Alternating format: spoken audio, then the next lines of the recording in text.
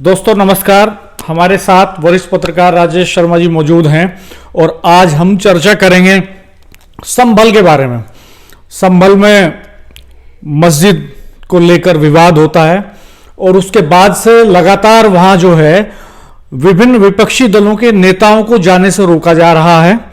आज भी कई नए घटनाक्रम हुए हैं, जांच शुरू हो गई है, जांच तेज चल रही है, कई सारी जांच रिपोर्ट्स आनी है, लेकिन लोगों के भीतर एक दर्द है कि उनकी बात बड़े नेताओं तक नहीं पहुंच रही, बड़ा इशू नहीं बन पा रही, उनकी बात निकल करके सामने नहीं आ पा रही।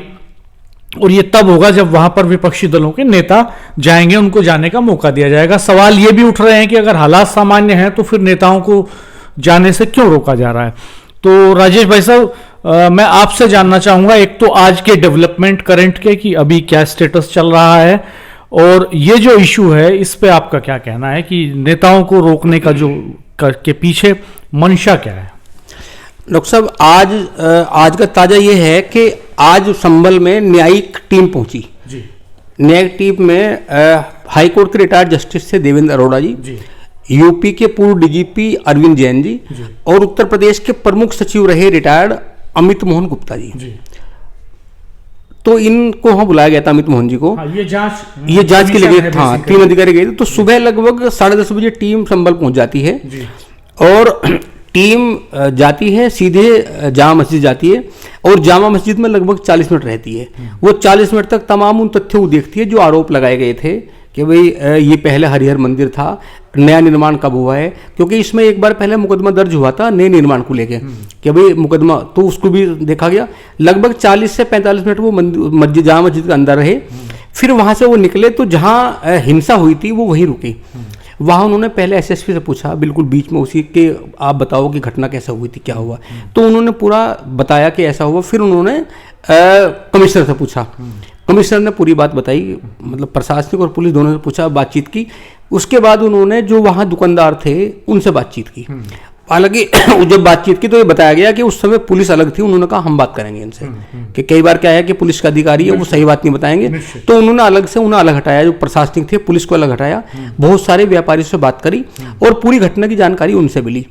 उसके बाद वो फिर उन्हें बताया गया कि जी एसपी ने बताया, एसपी और डीएम ने, कि जो यहाँ के सांसद हैं, सांसद को उन्होंने बताया कि सांसद की वजह से भीड़ यहाँ उमड़ी थी बहुत ज़्यादा। एक दिन पहले वो आए थे, तो फिर वो जहाँ सांसद रहते हैं बर्क साहब, फिर वहाँ जाती है पूरी टीम और वहाँ जाकर सब बातचीत करती है। लोगों ने बल्कि ये कहा भी वहाँ कि जी सांसद को यहाँ आने नहीं दे रहा, उनके खिलाफ मुकदमा दर्ज हो गया।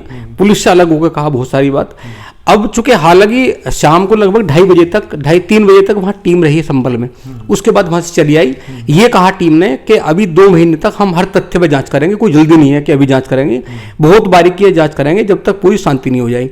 अब जो सवाल डॉक्टर साहब उसका है जनप्रतिनिधियों का, तो सवाल इस बात का है कि एक तरफ प्रशासन लगातार बयान देता है कि अब संभल में शांति है, तो जब शांति है तो संसद के सदस्यों को जाने में क्या आपत्ति है?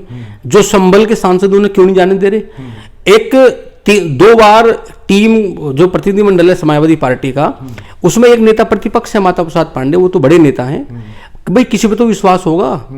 चलो ठीक है, जो संभल के सांसद हैं उन्हें मत आने दो, इसके अलावा जो और दूसरे सांसद हैं, बड़े नेता हैं, नेता प्रतिपक्ष हैं, विधायक हैं, वो तो आ सकते हैं, उनसे कोई खतरा नहीं होगा। लेकिन इससे ये कुछ समझ में नहीं आ रहा कि एक तरफ सवाल आता है कि अब वहाँ शांति है, बाजार खुल गए, इंटरनेट सेवा बहाल होगी, सब लोग पहले की तरह रहने लगे, तो फिर ये क्या है कि जो प्रतिनिधिमंडल नेता क्यों नहीं आ पा रहे वहाँ पे? कल की घटना ये थी, कल कैराना की सांसद इकरा हसन जाती हैं, तो जैसे वो हापुड़ से निकलते उन्हें हापुड़ में रोक दिया जाता है। मुजफ्फरनगर के सांसद हरिंदर मलिक, संभल के सांसद बर्क साहब और रामपुर के सांसद तीनों दिल्ली से आते हैं, तो तीनों को दासना से पहले मेरठ दिल्ली एक्सप्रेस में रोक दिया जाता है। भारी पुलिस फोर्स होती है। चंद्रशेखर आजाद को नहीं जाने दिया। उधर माता प्रसाद पांडे को वहीं पर घर पे पूरी नाकाबंदी कर दी गई। जो सपा के प्रदेश अध्यक्ष हैं पाल साहब को वहीं रोक दिया गया, वहां प्रेस कॉन्फ्रेंस करी उन्होंने।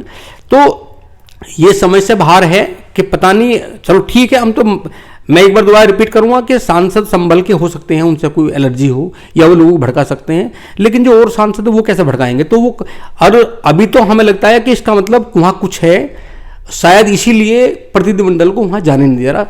नहीं, मुझे ऐसा लगता है कि शायद पुलिस प्रशासन की ये स्ट्रेटेजी रहती है कि मीडिया में चीज़ें नहीं आए और इशू नहीं बने, और कहीं ना कहीं सत्ताधारी दल को भी ये चिंता जरूर होगी कि दूसरे दलों के नेता वहां पे जाएंगे, सांसद विधायक वहां पे जाएंगे तो लोगों से बात करेंगे, तो लोगों के बीच से कुछ कहानियां निकल करके आ सकती हैं, और वो कहानियां फिर पब्लिक डोमेन में जब सांसद विधायक रखेंगे लोगों की बात, तो वो बड़ा इशू बन सकती हैं, और उससे एक पॉलिटिकल माइलेज वाली स्थिति जो है वो विपक्ष के पास जा सकती है।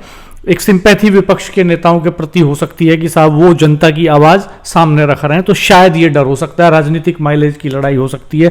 खैर, ऐसे में राजनीति से पहले शांति, सुरक्षा व्यवस्था और लोगों का भरोसा बड़ी बात होती है राजेश भाई साहब। मुझे लगता है कि लोगों का भरोसा जीतने के लिए जरूरी है कि उनके नेताओं को, हर दल के नेताओं को वहां जाने की इजाजत दी जाए और नेता वहां जाके लोगों के जख्मों पे मरहम लगा सकें, मिल सकें, बात कर सकें, इसकी आज़ादी होनी चाहिए।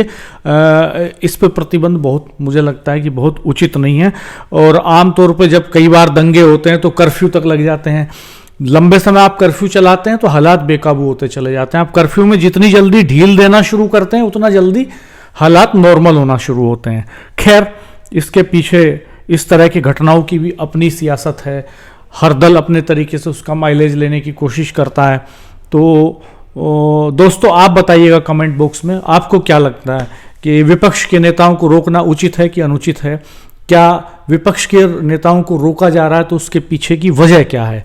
आप हमसे बेहतर जानते हैं। कमेंट बॉक्स में कमेंट कीजिएगा, वीडियो शेयर कीजिएगा, चैनल को सब्सक्राइब कीजिएगा, नोटिफिकेशंस ऑल कर दीजिएगा, वीडियो मित्रों के साथ साझा कीजिएगा। धन्यवाद, नमस्कार। ठीक है सर।